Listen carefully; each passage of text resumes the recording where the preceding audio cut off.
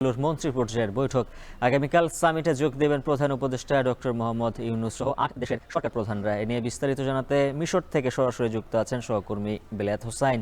বেলায়েত, জানাবেন এবারের সম্মেলন কেন গুরুত্বপূর্ণ, আর এ থেকে বাংলাদেশের প্রাপ্তি কি হতে পারে?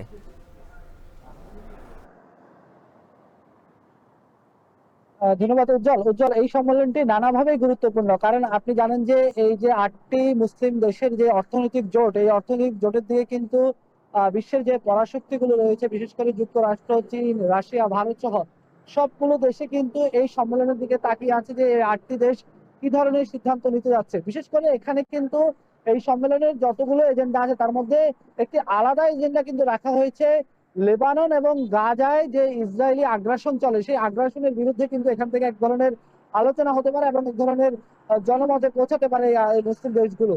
এবং এই বিষয়ে কিন্তু আমরা যতটুকু দেখতে পাচ্ছি যে আসলে এখানে এই বিষয়টিকে ঘিরে এই সম্মেলনের ভেন্যু প্রকাশ করা এখন পর্যন্ত বলা যায় যে এটা জনসাধারণের কাছে এই সম্মেলনটির ভেন্যু এখনো প্রকাশ করা হয়নি। যদিও গণমাধ্যম কর্মী হিসেবে আমরা সম্মেলনের ভেন্যুটি জানতে পেরেছি যে নিউ অ্যাডমিনিস্ট্রেশন ক্যাপিটালের প্রেসিডেন্ট প্যালেসের মধ্যেই এই সম্মেলনটি অনুষ্ঠিত হবে।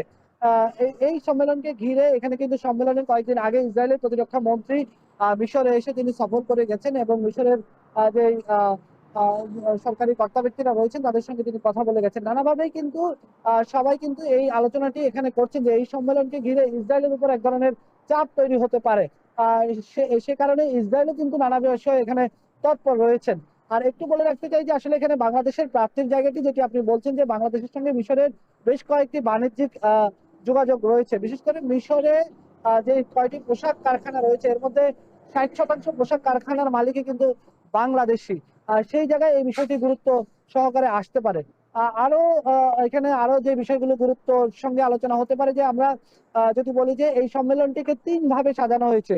১৬ এবং ১৭ই ডিসেম্বর এই দুইটি প্রথম ২ দিন এখানে কমিশন সভা রাখা হয়েছে। ডি8 এর যে কমিশন, সেই সভা রাখা হয়েছে। আমরা দেখেছি ডি8 এর কমিশন সভায় বেশ কয়েকটি সিদ্ধান্ত নেওয়া হচ্ছে। সেই সিদ্ধান্তের মধ্যে অন্যতম একটি সিদ্ধান্ত ছিল যে এই সম্মেলনটি, এই সামিটটি ডি8 থেকে ডি9 এ পরিণত হবে। অর্থাৎ এটি এখানে যে ৮টি মুসলিম দেশ আছে, বাংলাদেশ, পাকিস্তান, মালয়েশিয়া, তুরস্ক, ইরান, এই দেশগুলোর পাশাপাশি এখানে আজারবাইজানও কিন্তু এই জোটের অন্তর্ভুক্ত হবে। এই সিদ্ধান্তটি